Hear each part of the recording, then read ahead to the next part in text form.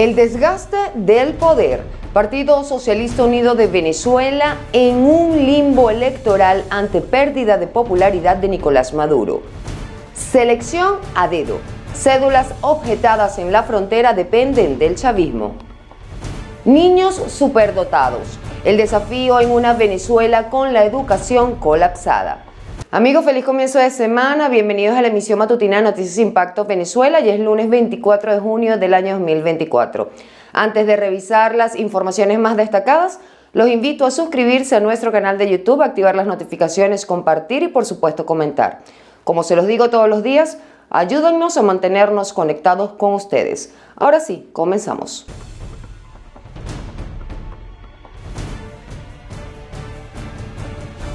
A 34 días para las presidenciales, el Centro de Estudios Políticos y de Gobierno de la Universidad Católica Andrés Bello sostiene que el Partido Socialista Unido de Venezuela se encuentra en un vacío de liderazgo político que lo lleva a cohesionarse con la única opción factible hasta este momento, pese a que los números no acompañan a Nicolás Maduro, para intentar una continuidad administrativa, un escenario que pudiera llevarlos a sacar del juego a su principal contrincante, Edmundo González Urrutia. Joana Álvarez con los detalles.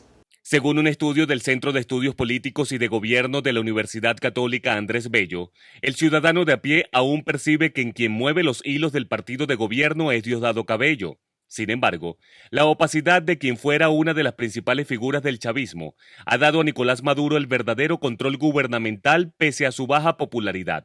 Un escenario que deja al Partido Socialista Unido de Venezuela en un limbo de liderazgo político. El círculo de Maduro y la gente más cercana a Maduro es quien tiene el control del aparato.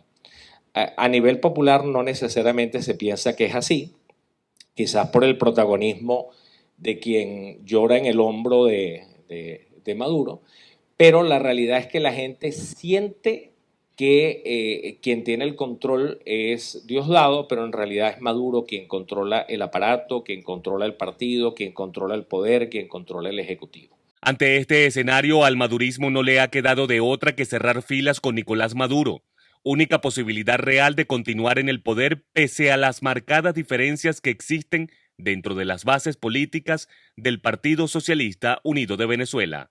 La percepción sobre costo de tolerancia a un cambio político continúa siendo muy alto, lo que mantiene la cohesión de la élite gubernamental. O sea, todos piensan que esta es una elección existencial.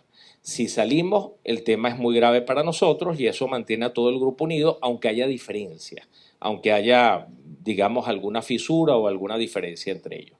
Coyuntura que ha llevado al gobierno a someterse a una eventual derrota electoral frente a su principal contrincante, Edmundo González Urrutia, quien no es percibido como el líder de la oposición, sino como una consecuencia del trabajo político de María Corina Machado, quien fue sacada del juego vía Contraloría General y Tribunal Supremo de Justicia. Eso hoy lo tenemos en buena medida gracias a la primaria, tenemos un liderazgo que hace mayor resonancia con la sociedad civil y que hay mayor identidad, por decirlo así, entre la líder que ganó la primaria y la sociedad civil hoy en día.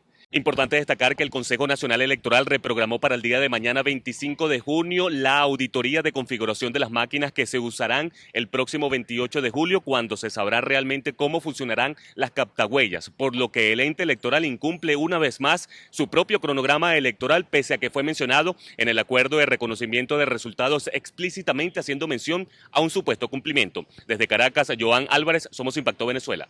El presidente Nicolás Maduro aseguró que no importa si la oposición grita o patalea, que él es quien va a ganar las elecciones y amenazó que si no reconocen los resultados y se comen la luz, lo van a lamentar.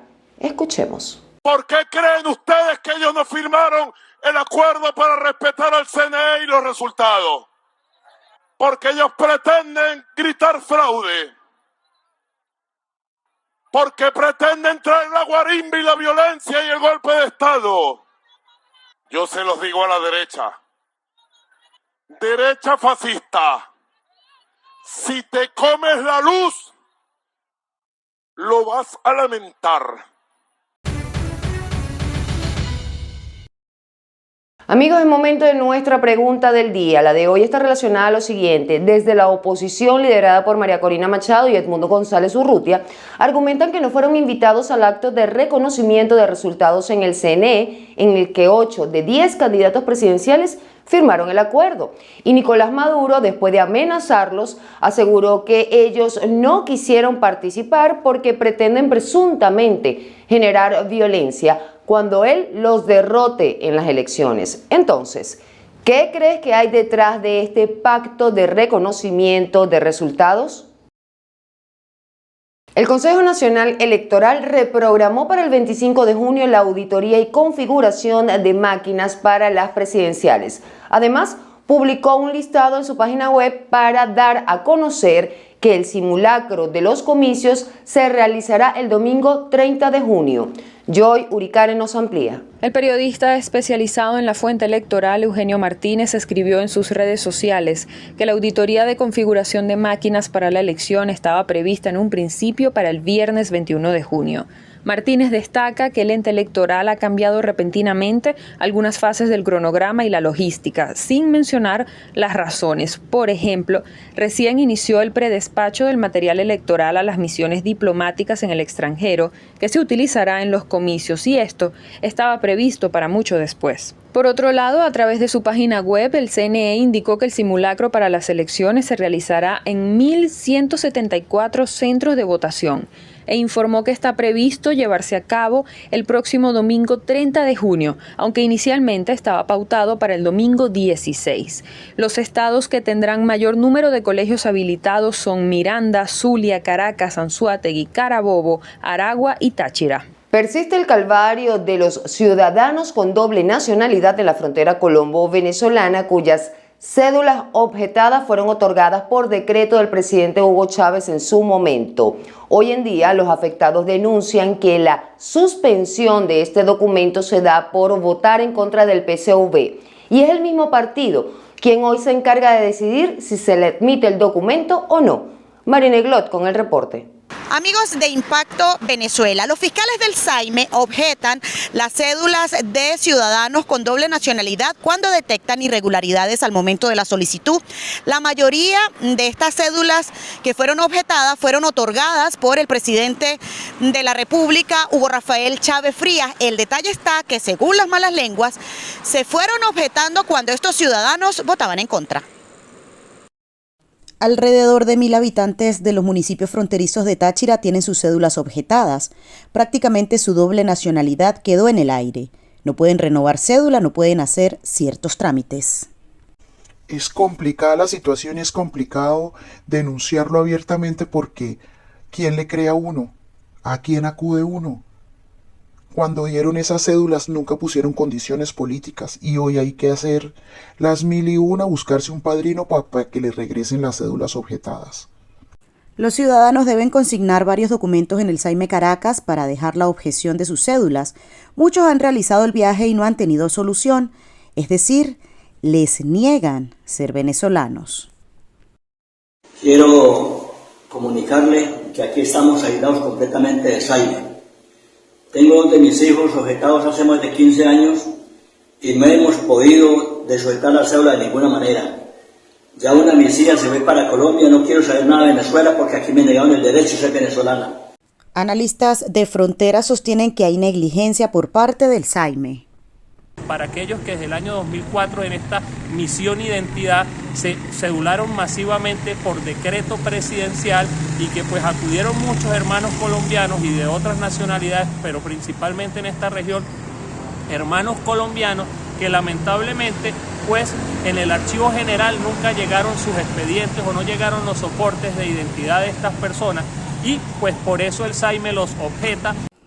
Gómez agregó que se objetan cédulas, además cuando la partida de nacimiento del ciudadano presenta cédula de padres extranjeros y no pasaporte, cuando los niños son cedulados por primera vez en jornadas express y por un error humano o del sistema no aparecen en el servidor.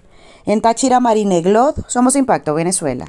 Cambiando de tema, expertos estiman que en Venezuela deberían haber al menos 160.000 niños superdotados. Pero para identificarlos es necesario hacerle exámenes que el gobierno no aplica y que en el sector privado cuestan alrededor de $300, lo que resulta inalcanzable para los familiares de la mayoría. Entonces, identificar niños superdotados en nuestro país se ha vuelto un desafío debido a la grave situación en la que se encuentra la educación actualmente. Preste mucha atención al siguiente reportaje. Al menos 198 niños presentaron la última prueba de la Olimpiada Recreativa de Lengua en Venezuela. Una de ellas es Valerit Ortega, de 10 años de edad, que es finalista en este examen, que ayuda a identificar a niños con altas capacidades. Todo un desafío para el sistema educativo colapsado del país. Nosotros estamos en la escuela y nos ponen ya tareas que son muy fáciles para nosotros. Y siempre nos sacan a nosotros del salón y nos llevan para otro que es más avanzado para que nos den ese contenido. No hay cifras oficiales, pero se estima que el 2% de la población de cada país es superdotada, es decir, que tiene un coeficiente intelectual de más de 130. En Venezuela, con una población de unos 7 millones de escolarizados, se deberían tener al menos 160.000 superdotados. Hay una realidad y es que no podemos llegar a todo el país, no por un tema de que no sepamos, porque la Olimpiada nos ayuda mucho a identificar dónde están estos niños o a identificar quiénes son los posibles niños con altas capacidades, sino que es muy difícil el diagnóstico porque el diagnóstico tiene un costo muy alto. Valerit tiene que complementar su educación en las tardes con una maestra que instaló en su casa una microescuela. Janet Ortega, su mamá, asegura que es allí donde realmente su hija aprende lo que no le enseñan en el deficiente sistema público.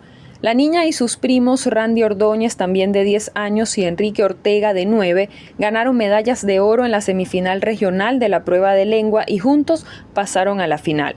La economía familiar les impide viajar a Caracas a presentar el examen, por lo que lo hacen en el pueblo. Enrique frente a una computadora, Randy con una laptop prestada y Valerit con una tableta, que servirá de plan B si se les va la luz, algo que es muy común en provincia. En Caracas también se celebró en paralelo la final de la Olimpiada de Matemáticas, donde participaron 172 estudiantes. Esa prueba permitió, por ejemplo, identificar a Jesús Duarte, de 18 años de edad. Odiaba hacer la tarea de matemáticas. Pero cuando participé en las Olimpiadas de Matemáticas, me di cuenta de que el mundo de las matemáticas era bastante distinto. Era utilizar la lógica de razonamiento para averiguar el porqué de las cosas. La Fundación Motores por la Paz detectó 300 muchachos con altas capacidades entre 2023 y lo que va de 2024, pero su trabajo es limitado y le es imposible abarcar todo el país. Lo que ocurrió recientemente en el Consejo Nacional Electoral es un acuerdo o un capricho.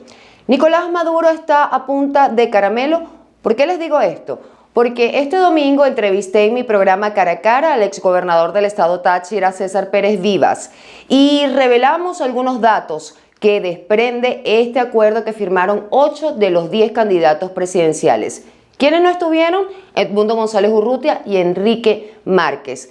Presten mucha atención a lo que podría estarse gestando desde las entrañas del Consejo Nacional Electoral. Aquí compartimos un pequeño extracto de la entrevista. El contenido completo está disponible aquí en nuestro canal de YouTube. No se lo pierdan. Y no van a poder estar en el poder porque se les cae el piso por su propio peso. Es insostenible un gobierno como el de Maduro con un porcentaje tan exiguo de apoyo como el que tienen en este momento. Por eso ellos tratan de aparentar que tienen posibilidades, manipulan encuestas, penetran portales de noticias de cadenas internacionales, como ocurrió con Univisión la semana pasada, donde colgaron una noticia según la cual Maduro encabezaba encuestas, cuando todo el mundo sabe en Venezuela que aquí no hay una encuesta que no se haga, que no quede la Sociedad Democrática y Edmundo González sobrado en intención de voto. Aquí hay una determinación de los venezolanos y Maduro, ni con la presión que hace sobre los militares, sobre los empleados públicos, sobre su entorno, ni con toda la propaganda multimillonaria que está desarrollando en redes sociales y en los medios de comunicación, puede borrar la realidad que la gente ve cuando sale a la calle. Solo, íngrimo y solo, rodeado de policía, es la campaña que Maduro tiene en este momento en Venezuela, porque no tiene pueblo que lo acompañe. Llegamos al final de la emisión matutina del día de hoy. Para más, visiten www.impactovenezuela.com y nuestras redes sociales @ImpactoVE. Información sin censura. Que pasen un feliz día, nos vemos mañana.